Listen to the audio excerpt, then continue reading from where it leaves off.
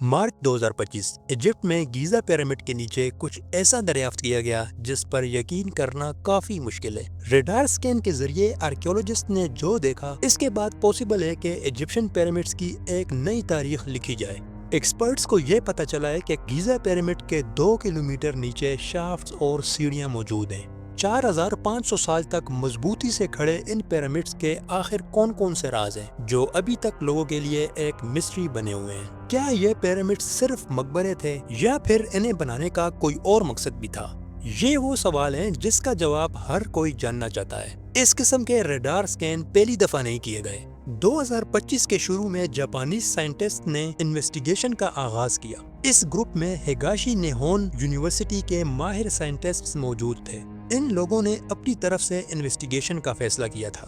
اس دفعہ زمین کے نیچے ریڈار کو لے جایا گیا۔ انہیں صرف 2 میٹر نیچے ایک راستہ دکھائی دیا۔ ایسا لگ رہا تھا جیسے اندر جانے کے لیے یہ کوئی مین راستہ ہو۔ اس کے علاوہ ریڈار کے ذریعے 10 میٹر نیچے کچھ انفراسٹرکچر بھی دریافت کیا گیا۔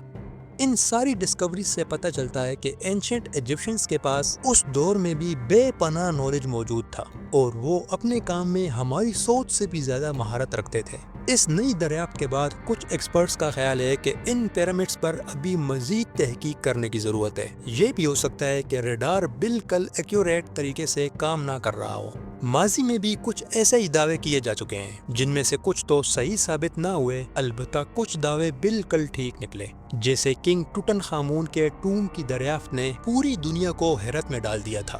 کنگ ٹوٹن خامون کا ٹوم اس لیے دنیا سے چھپا رہا کیونکہ کنگ کا مقبرہ زمین کے اندر بنایا گیا تھا، جبکہ باقی دریافت ہونے والے ٹوم زمین کی سطح پر بنائے گئے تھے۔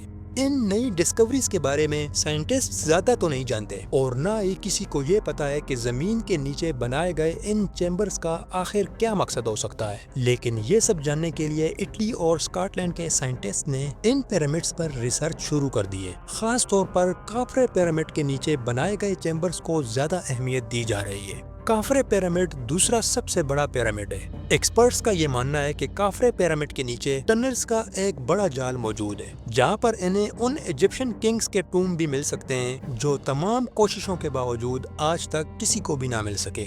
یہ بھی کہا جا رہا ہے کہ ریڈار میں زمین کے نیچے پانی کو کنٹرول کرنے کا سسٹم بھی دیکھا گیا ہے۔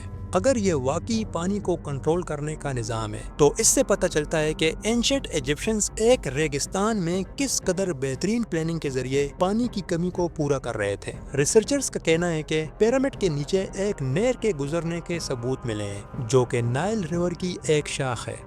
گیزا پیرامڈ کے نیچے یہ underground complex ancient civilization اور پیرامڈز کی ہسٹری مکمل طور پر بدل کر رکھ دے گی۔ ایکسپرٹس یہ مانتے ہیں کہ آج ہم اینشنٹ سویلائزیشن کو جتنا ایڈوانس سمجھتے ہیں، یہ اس سے کہیں زیادہ ایڈوانسڈ تھے۔